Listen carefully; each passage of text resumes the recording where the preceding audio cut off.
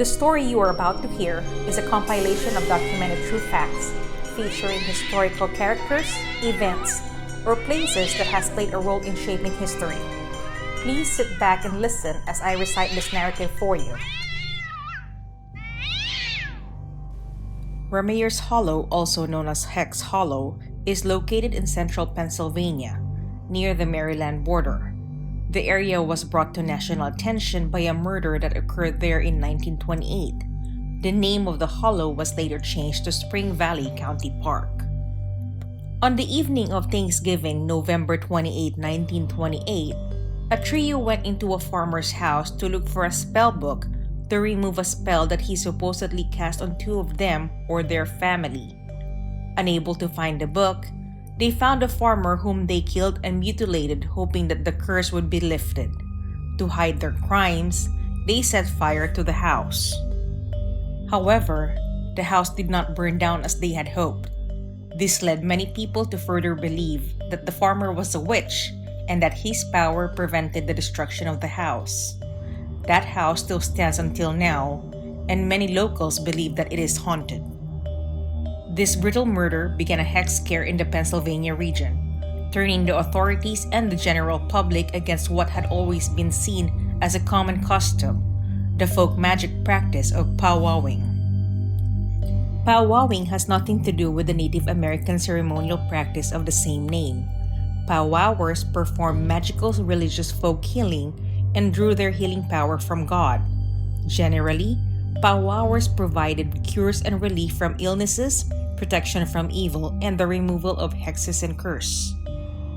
It was not uncommon for someone to seek out one hex doctor to remove the curse of another. Basically, the idea is that the evil or the disease is contagious and can be transferred away from the afflicted person and into a ritualized object. The object could then be disposed of in a prescribed manner to keep the contagion from spreading. Traditionally, this kind of magic is known as sympathetic magic, and it often worked, as long as the person afflicted truly believed that it would. By the middle 1800s, these homemade volumes were joined by published volumes that came into common usage. Folk healers had always invoked and used the Bible in their magic, but they increasingly supplemented their knowledge with sources published by other powwowers. The most famous and widely read of these books was compiled by a powwower named John George Hamann in 1819. Hamann was a German immigrant who settled on a farm in Berks County, Pennsylvania. The compilation of spells, charms, prayers, remedies, and folk medicine was called the Lang Verloren Freund, or the Long Lost Friend. It was the first book of powwow magic to achieve wide circulation. It has been in print in either German or English continuously since 1820. Aside from being a collection of charms and recipes, the book itself became a talisman. In what was an example of a resoundingly successful early marketing ploy, buyers of the book were told that they would be protected from harm merely by carrying it.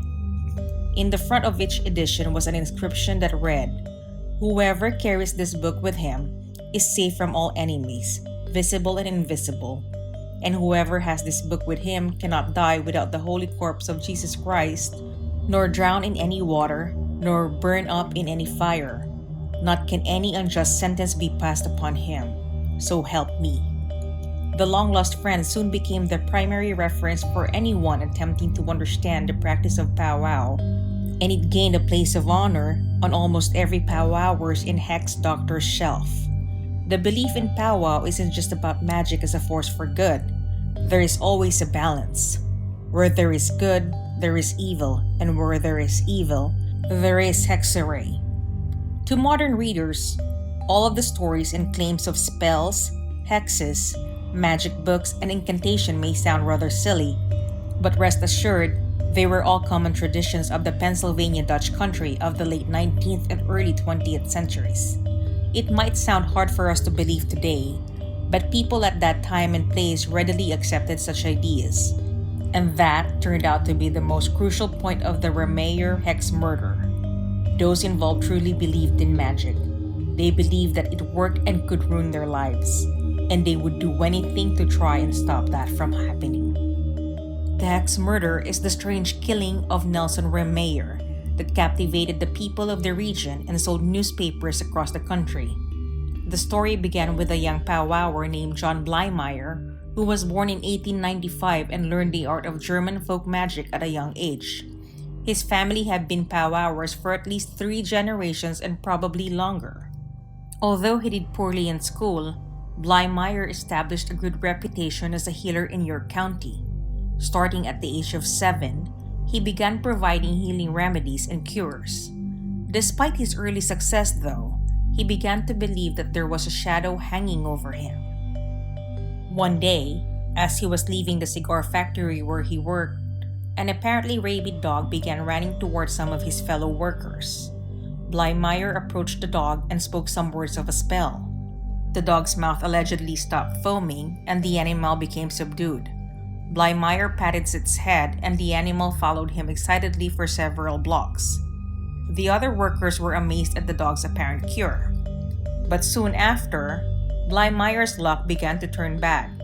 He soon became ill and started to believe that another practitioner of folk magic had placed a hex on him, possibly out of jealousy. He soon found himself unable to eat, sleep, or work his powwow magic. Blymeyer used several of his own magical charms to try and remove the hex, but he was unsuccessful. It was difficult to remove a hex if one did not know the identity of the witch who placed it. Then one night, as he lay in his bed trying to sleep, the answer came to him. Just as the clock struck midnight, an owl outside hooted 7 times. It was then that the idea came to Blymeyer that he had been hexed by the spirit of his great-grandfather Jacob, who had been a powwower and the 7th son of a 7th son.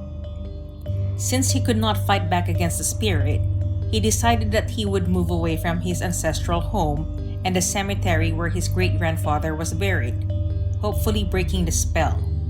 It seemed to work, and soon, Blymeyer's luck began to improve, at least for a time. In addition to his work as a folk healer, Blymeyer performed a variety of odd jobs. He soon met a young woman named Lily and they married. The couple had 2 children, but both died in infancy. The youngest only lived for 3 days. These tragic occurrences led Blymeyer to once again believe that he had been hexed. Unable to determine the source of the new hex, he turned to other powwowers for help. One of them was a man named Andrew Lenhart, who convinced him that the source of the hex was someone that he knew well. Blymeyer became suspicious of everyone around him, even his wife.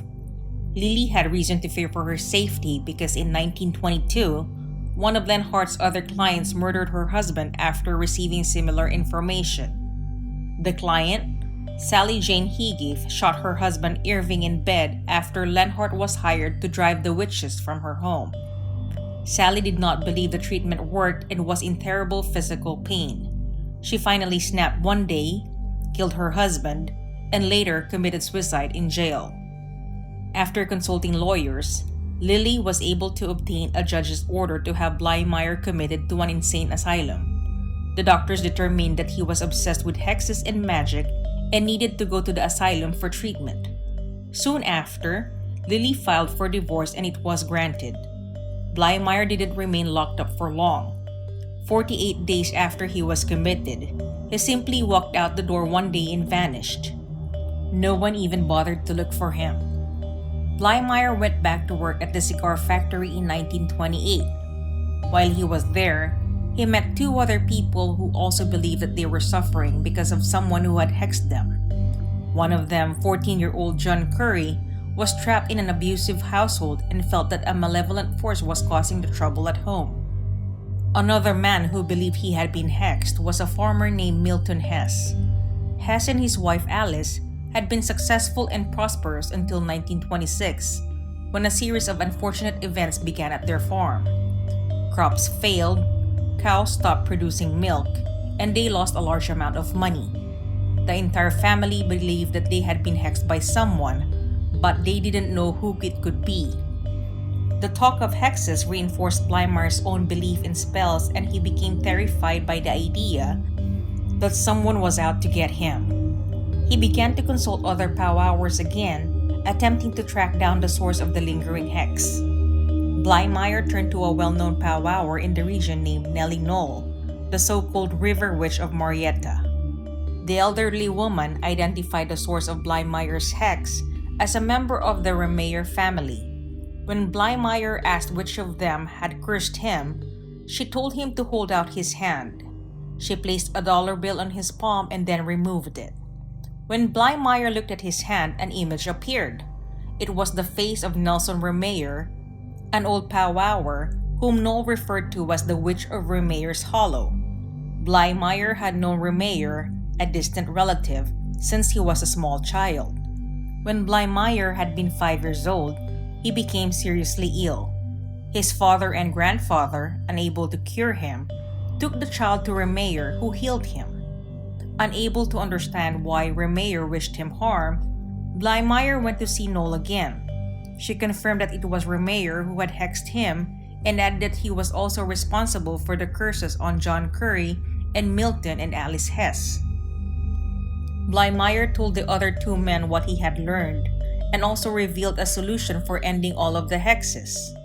Knoll had stated that the man needed to take Rehmeyer's copy of The Long-Lost Friend and a lock of his hair and bury the book 6 feet underground and burn the hair. Blymeyer and Curry decided to go together to Rehmeyer's Hollow and obtain the needed items. On November 26, they were driven by Hess's oldest son Clayton to the Hollow. They stopped at the home of Rehmeyer's former wife Alice, who said that Nelson could be found at his own home, which was about a mile down the road. The man went to Rehmeyer's door and Blymeyer asked to speak with him for a few minutes. He later said that the older man was much larger and meaner looking than Blymeyer remembered.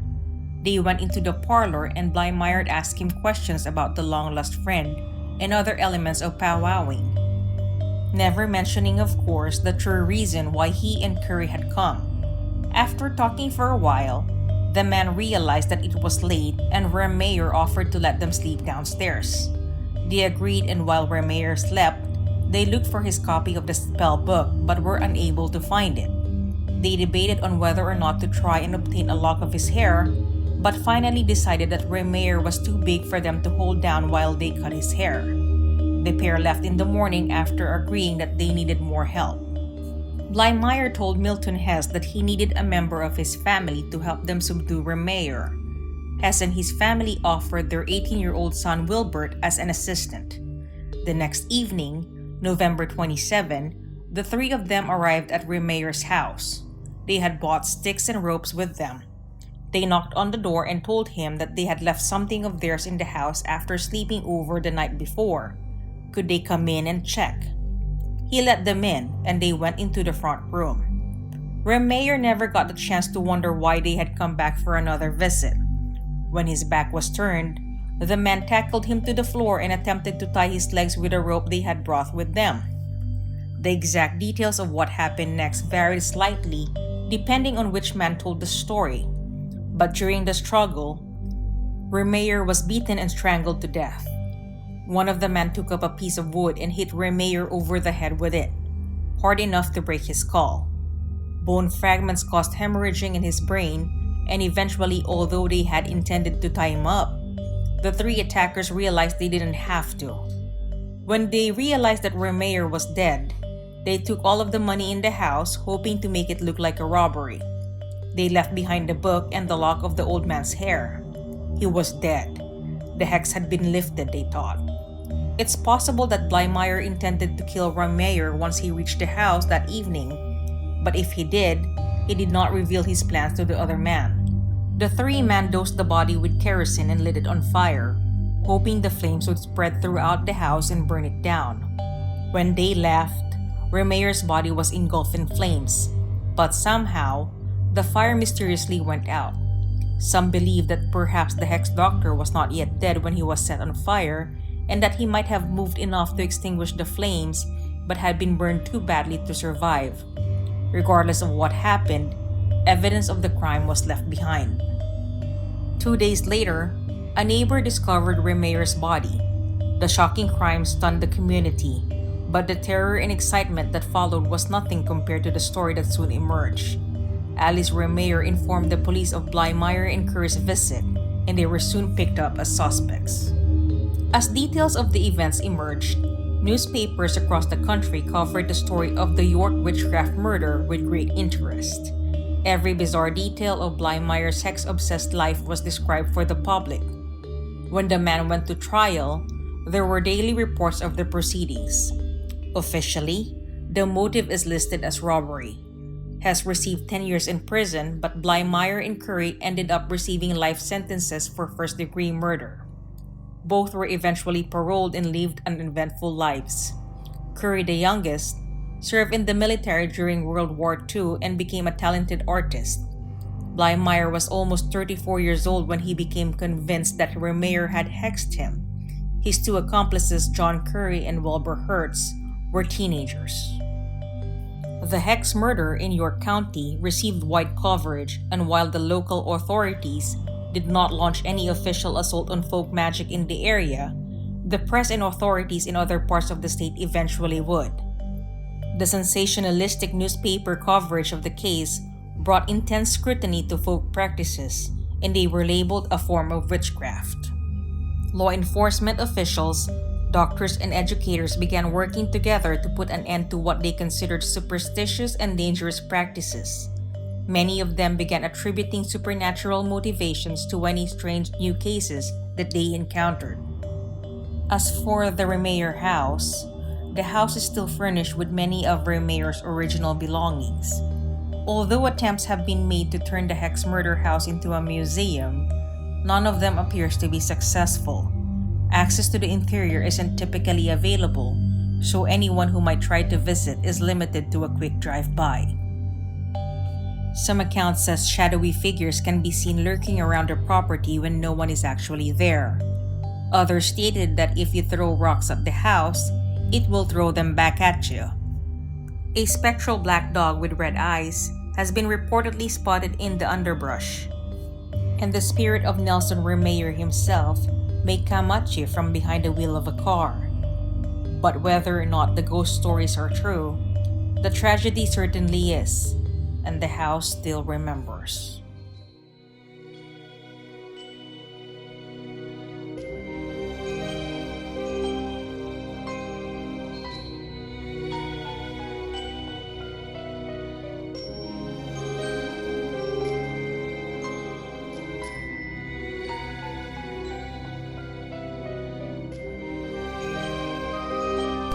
Hey everyone! I just wanted to express how grateful I am that you took the time to listen to my narration. Hopefully you enjoyed it. I am Twisted Mind, and please enjoy the rest of your day. Salamat!